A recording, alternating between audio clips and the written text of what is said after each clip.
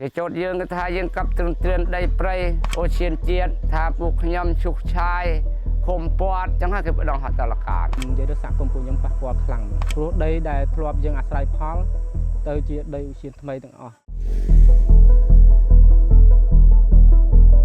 បន្ទាប់ពីរដ្ឋាភិបាលកម្ពុជាបានពង្រីកផ្ទៃដីឧទ្យានជាតិវីរៈជ័យក្នុងឆ្នាំ2023មកធ្វើឲ្យមានការបែងចែកឡើងវិញរវាងការអភិរក្សតំបន់ការពារនិងដីស្រែចម្ការរបស់ជនជាតិដើមភាគតិចព្រៅ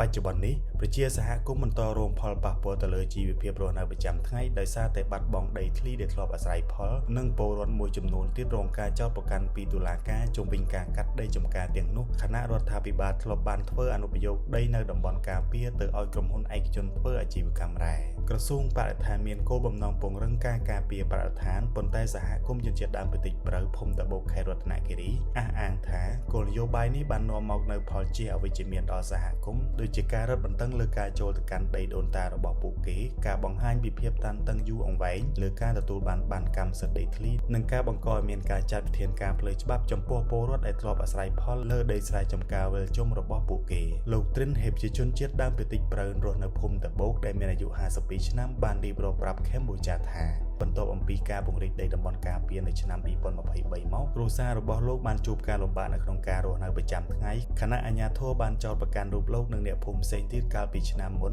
ពីបទកាប់ឆ្ការដុតនិងទន្ទ្រានដីព្រៃដើម្បីធ្វើជាកម្មសិទ្ធិអូពិបាកហញ្ញថាតាំងពីមុននឹងអត់ចេះខ្ញុំជាឈ្នួលគេទេខ្ញុំមានចការមានអើយស្រាប់មានជ្រៅនឹងពេញជំរុកពេញអើយខ្ញុំមិនចេះអត់បាយទេតែឥឡូវហ្នឹងខ្ញុំចេះអត់បាយទិញជ្រៅគេហ្នឹងគេចោទយើងគេថាយើងកាប់ទ្រានដីព្រៃអូឈានជាតិថាពួកខ្ញុំឈុកឆាយ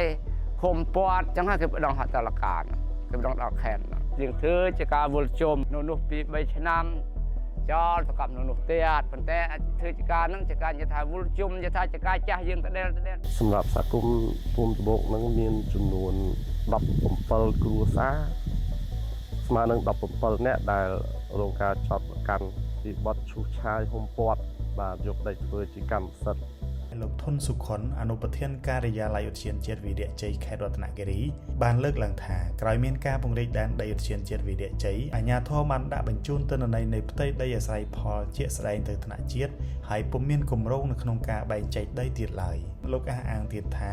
ការប្តឹងពលរដ្ឋទៅតុលាការគឺដោយសារតែមានការទន្ទ្រានដីចម្ការថ្មីយ៉ាងណាមិញសហគមន៍និងអាជ្ញាធរមូលដ្ឋានបានរៀបរាប់ប្រាប់កម្ពុជាថាពួកគាត់មិនទទួលបានព័ត៌មានគ្រប់ជ្រុងជ្រោយអំពីការពង្រីកដែននិងមិនមានការពិគ្រោះយោបល់គ្រប់ជ្រុងជ្រោយការសិក្សាពីផលប៉ះពាល់ឬក៏ពិចារណាអំពីផលប៉ះពាល់លើសិទ្ធិនិងវប្បធម៌ប្រពៃណីជនជាតិដើមភាគតិចនោះឡើយការនេះធ្វើឲ្យប៉ះពាល់ដល់ជីវភាពរស់នៅប្រចាំថ្ងៃរបស់ពួកគាត់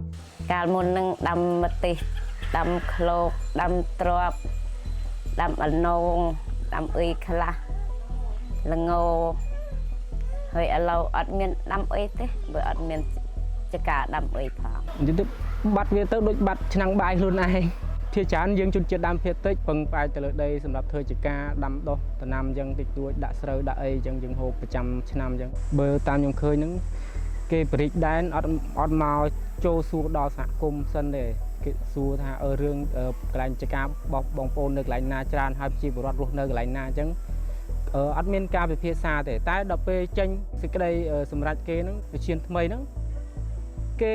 មកគ្រាន់តែប្រកាសទៅនៅស្រុកខ្លួនឯងអ្នកធំគេដឹកនិយាយទៅសហគមន៍ពួកខ្ញុំប៉ះពាល់ខ្លាំងហ្មងព្រោះដីដែលធ្លាប់យើងអាស្រ័យផលទៅជាដីឧទ្យានថ្មីទាំងអស់នៅក្នុងឆ្នាំ2023រាជរដ្ឋាភិបាលកម្ពុជាបានពង្រីកដីតំបន់ការពារធម្មជាតិប្រមាណ20កន្លែងទូទាំងប្រទេសរួមទាំងឧទ្យានជាតិវីរៈជ័យផងដែរដើម្បីបញ្ចូលរបៀងអភិរក្សជីវៈចម្រុះនិងតំបន់ប្រើប្រាស់ចានយ៉ាងទៅជាតំបន់ការពារដោយពង្រីកផ្ទៃដីជាង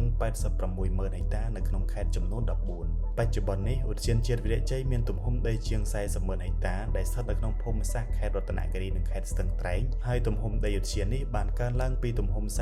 32,500ហិកតាពីឆ្នាំ2022សូមស្នើសុំឲ្យខាងក្រសួងខាងអីហ្នឹងគាត់ចុះមកវាតម្លៃហើយបកគលដីឲ្យសហគមន៍ប្រើប្រាស់ឬក៏ឲ្យសហគមន៍ចុះដីជាសមរភាពបែបប្រពៃណីជនជាតិដើមភាគតិចវិញអញ្ចឹងដីដែលសហគមន៍ធ្លាប់អាស្រ័យផលលើកន្លែងហ្នឹងអញ្ចឹងគួរតែគាត់ខាងក្រសួងអីគាត់គួរតែសិក្សាឡើងវិញកន្លែងចំណុចហ្នឹងសូមឲ្យខាងក្រសួងហ្នឹងគាត់កាត់ឃាលមិនថាបានទាំងអស់ក៏បានពាក់កណ្ដាលមកវិញសម្រាប់ឲ្យសហគមន៍ពួកខ្ញុំប្រើប្រាស់ដែរ ព្រោះភាគច្រើនប៉ះពាល់តែទាំងស្រុងហ្មង ការជួយដំណឹងរបស់គេហៅថាខាងមន្ទីរបរិស្ថាននិយាយចឹងណាចាកាលហ្នឹងការជួយដំណឹងរបស់គាត់ហ្នឹងគឺពីក្រោយការកាប់បោះពួកគាត់ចឹងណាចាបើយើងនិយាយពីការកាប់ហ្នឹងគឺគាត់កាប់មុនហើយគាត់អត់ដឹងទេដោយសារតែគេបានកំណត់ច្បាស់លាស់ព្រោះអីប្រជាប្រដ្ឋយើងគាត់អត់ស្គាល់ថាព្រំប្រទល់ធម្មតាទេបើសិនជាអត់មានអ្វីជាផាត់តាំងច្បាស់លាស់ចឹងណាហើយដល់ពេលចឹងទៅស្រាប់តែពេលដល់ពេលគាត់កាប់ហើយគេមកនិយាយថាព្រំប្រទល់យើងធ្វើនេះធ្វើនេះអញ្ចឹងដាក់ធ្វើឲ្យដីដែលគាត់កាប់ហ្នឹងគឺត្រូវតែខាងបរិស្ថានគឺត្រូវយកវិញហើយក៏ប៉ុន្តែតាមដែលខ្ញុំដឹងណាដីដែលបរិស្ថានយកវិញគឺជាដីដែលគេកាប់ថ្មីក្នុងឆ្នាំ2023 24ទេតែបើដីដែលគាត់កាប់មុននឹងទៀតអាហ្នឹងគេឲ្យវិញទេអាហ្នឹងគេឲ្យគេអត់យកវិញទេហើយ